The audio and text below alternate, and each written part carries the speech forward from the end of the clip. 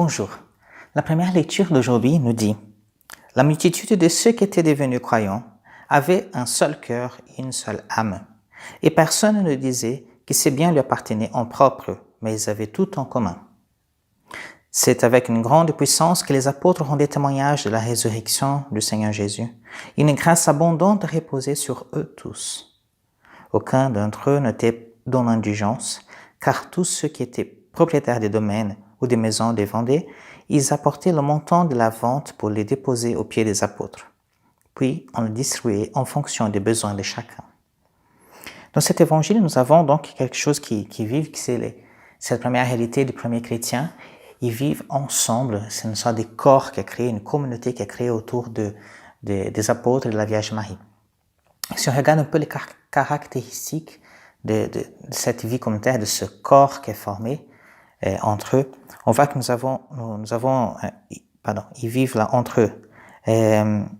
Ils mettent tout en commun, c'est-à-dire il n'y a pas des nécessiteux parmi eux, il n'y a pas des gens qui ont besoin, en fait, ils ont tout ce qu'il faut parce qu'en fait, ils mettent tout en commun.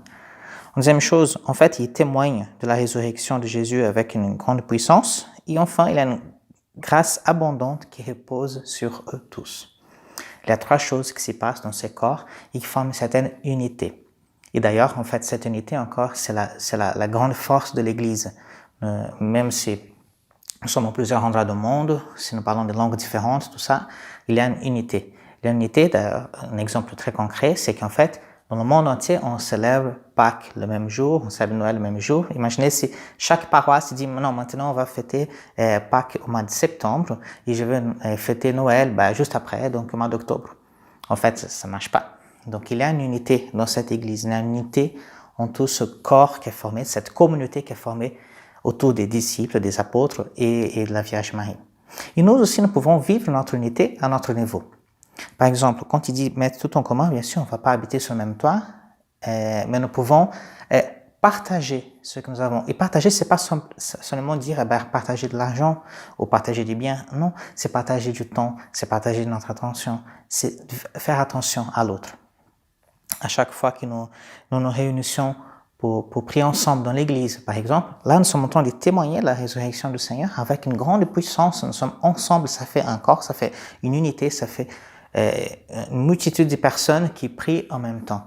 Et il y a une force, un témoignage très puissant. Donc là, nous vivons aussi notre unité. Et enfin, chaque fois que nous prions les uns pour les autres, il y a une grâce qui repose sur nous tous. Et en fait, nous sommes en train de vivre notre unité dans ces trois aspects. En même temps, nous pouvons vivre une sorte d'anti-unité, c'est-à-dire une désunion, quand on pense qu'à soi-même, quand on fuit toutes les occasions pour prier ensemble, parce qu'on a peur, parce qu'on a honte. En même temps, on peut aussi fuir et vivre un peu dans cette anti-unité. À chaque fois qu'on veut que Dieu s'occupe seulement de mon problème, de moi, et qu'on laisse l'autre de côté. Et donc, en fait, ce que je propose aujourd'hui, c'est-à-dire, nous ne pouvons pas prier ensemble dans les églises, certes. Donc, nous sommes en confinement, donc nous ne pouvons pas sortir de la maison. Nous pouvons aller prier seuls dans l'église, mais nous ne pouvons pas faire des rassemblements. Nous pouvons pas, le côté de la grâce qui repose sur nous tous, en fait, ça ne dépend pas de nous, ça dépend de Dieu. Donc, ce que je propose aujourd'hui, c'est une attitude vraiment concrète. C'est quelque chose de simple à faire. C'est de prendre un temps, soit prier pour quelqu'un, je ne sais pas, prier à notre Père pour quelqu'un qui a besoin. Soit contacter quelqu'un. Vous voyez, là, en fait, on va partager notre temps, on va partager notre intérêt pour la vie de la personne, on va contacter quelqu'un pour prendre des nouvelles. Comment ça va, c'est ton confinement, comment ça va.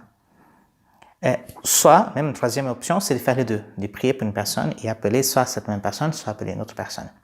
Je vous avoue, j'ai fait cet exercice avant de vous prêcher, bien sûr, j'ai essayé de vivre un peu quand même ce que j'essaie de prêcher. Donc, je me suis dit, je vais faire ce test-là, je vais essayer de faire ça. Et je trouvais très intéressant parce que dans une journée, en fait, j'ai réussi, donc, le fait de prier pour quelqu'un, ça me fait penser à plusieurs personnes qui, de temps en temps, je pense même pas, c'est des gens qui sont loin dans mon cercle proche, ce sont des gens qui ne sont pas à côté de moi tout le temps. Et du coup, ça me fait penser à eux et ça me fait prier pour eux. Et en même temps, de prendre contact avec quelqu'un, ça me fait du bien. En fait, ça me crée une relation avec cette personne. Et elle était contente, moi aussi j'étais content. Et je me suis dit, tiens, c'est tellement simple de faire ça. Et parfois, des gens peut-être comme moi, qui sont un peu timides, un peu introvertis, on dit, ben tiens, je vais pas trop contacter les gens, je vais pas déranger les gens. En fait, de faire ça, ça crée une unité entre deux personnes et ça crée une unité aussi dans ce corps communautaire, dans cette église que nous vivons ensemble, dans cette assemblée qui c'est l'église. Peut-être que nous puissions essayer de faire des petits gestes concrets comme celui-ci. Après, si vous avez d'autres idées, bien sûr, l'Esprit Saint est libre d'agir comme il veut. Que ça nous aide aujourd'hui à bien vivre, à grandir dans cette unité. Amen.